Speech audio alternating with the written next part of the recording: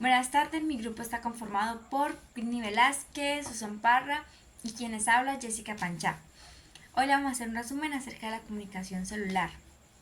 Bien, sabemos que las células son capaces de comunicarse a través de señales, generalmente señales químicas, que son proteínas u otras moléculas, las cuales son producidas por una célula emisora y con frecuencia son liberadas hacia el espacio extracelular para que de esta manera floten hacia una célula vecina. Sin embargo, no todas las células logran oír ese mensaje químico específico, ya que necesitan de un receptor adecuado para recibir esa señal específica. Esto sucede en las células, más que todo en las células diana. La señalización intercelular implica que una señal pase de una célula emisora a una célula receptora. Sin embargo, no todas las células son vecinas cercanas y no todas intercambian las señales del mismo modo. Existen 4 categorías. La señalización paracrina, que es cuando una célula se comunica con otra cercana a ella mediante mensajeros químicos que son los ligandos. Esta señalización permite que las células coordinen sus actividades con las células vecinas. La señalización autocrina, que como su nombre lo dice, es cuando una célula manda señales a sí misma. Esto se logra gracias a que la célula libera el ligando hacia el espacio extracelular y este se une a un receptor de su propia superficie.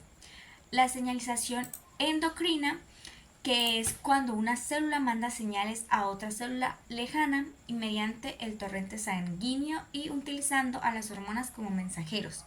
Y la señalización por contacto directo, que es cuando una célula se comunica por contacto físico directo a otra célula, y esto generalmente pasa a través de canales, o sea que el ligando no sale hacia el espacio extracelular, sino que pasa por estos canales. Los canales de las células animales se llaman uniones en hendidura y los de las células de las plantas se llaman los plasmodesmos. Buenas, ¿cómo están? Mi nombre es Susan Parra, soy bacterióloga en formación y el tema que me corresponde es receptores celulares y su implicación en las vías de señalización. Bueno, comenzamos con esto que dice: así como un viaje de miles de millas comienza con un solo paso, la compleja vía de señalización dentro de una célula empieza con un solo suceso clave, la unión de una molécula señalizadora o ligando a la molécula que lo recibe o receptor. Bueno, las funciones de un receptor es recibir y generar una nueva señal intracelular, lo que se conoce como vía de señalización intracelular o vía transduccional. Los receptores encontramos dos tipos: los receptores intracelulares y los receptores de superficie celular. Los receptores intracelulares son aquellos que se ubican a nivel de la membrana citoplasmática. Este tipo de receptores pues se unen a ligandos hidrofóbicos o moléculas muy pequeñas. Los receptores de superficie celular, existen muchos tipos de receptores de superficie celular, pero aquí solamente nos vamos a enfocar en 3: canales de iones activados por ligando, receptores acoplados a proteína C y receptores de tirosina quinasa. Siguiente.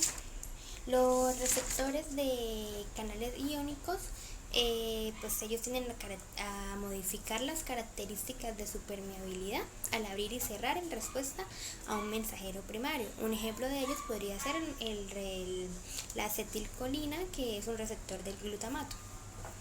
Tenemos los receptores acoplados a la proteína G, que son proteínas transmembranales que activan a proteínas que como resultado de la interacción de un ligando tienen una estructura proteica de 7 alfa hélices. Un ejemplo de esto sería la unión de las proteínas alfa y beta a las hormonas de adrenalina o epinefrina. También ellas pueden reducir el glucagón. Otro receptor muy importante son los receptores de superficie celular, como lo son el receptor de tirosina quinasa, que esto es un grupo de receptores que posee actividad enzimática y pues son asociados a enzimas. Un ejemplo de esto son los blancos de mensajeros que pueden atravesar la membrana plasmática y que se pueden activar. Esta combinación de ligandos y receptores que hacen que se dé una respuesta es lo que conocemos como el inicio de la vía de señalización. Las vías de señalización que podemos encontrar más conocidas son la fosforilación, cascada de señalización del MAC, segundos mensajeros, iones de calcio, AMP cíclico y inositolfosfatos. Gracias. Hola, mi nombre es Winnie Velázquez, soy bacterióloga en formación y les voy a hablar sobre los ligandos. ¿Qué son los ligandos? Son moléculas generalmente pequeñas que se unen a receptores en la superficie de una célula o dentro de ellas. Hay dos tipos de ligandos, que son los ligandos que pueden entrar a una célula y los ligandos que que se unen al exterior de una célula. Yo les voy a hablar sobre los ligandos que se pueden entrar a una célula.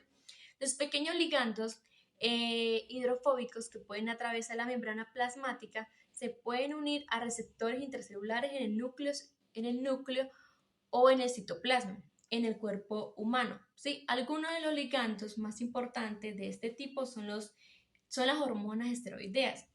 Entre las hormonas esteroideas más comunes están las hormonas femeninas estradiol, que es un tipo de estrógeno, y las hormonas masculinas testosterona.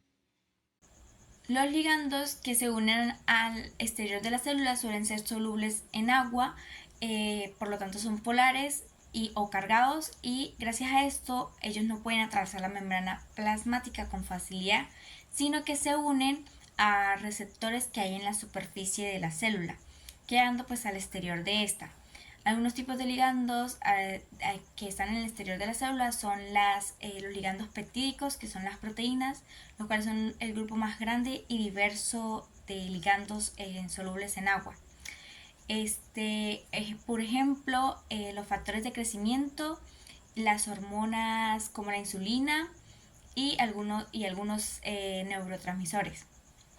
También existen neurotransmisores como son los aminoácidos estándar, que son el glutamato y la glicina, y aminoácidos no estándar, que son la encefalina. Respuestas a una señal.